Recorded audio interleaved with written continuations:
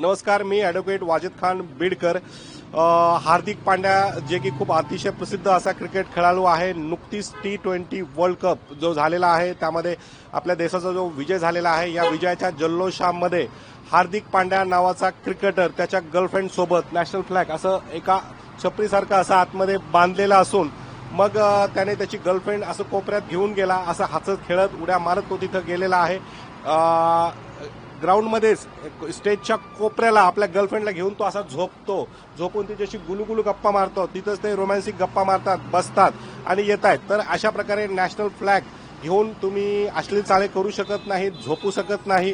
तर त्याने केलेली कृती ही फौजदारी कायद्यामध्ये मोडणारी देखील असून आपला जो ध्वजाचा कायदा आहे 1971चा, त्याच्यात कलम 2चा उल्लंघन आहे. ही बाब मला जाणवली आणि त्यानंतर मी हार्दिक पांड्याच्या विरोधात छत्रपती शिवाजी नगर पोलीस स्टेशन या ठिकाणी मी तक्रार केलेली आहे. पोलिसांनी सांगितलं की बघा, तुमची जी कंप्लेंट आहे यामध्ये सगळ्यात पहिल्यांदा चौकशी हा अत्यंत महत्वाचा भाग आहे.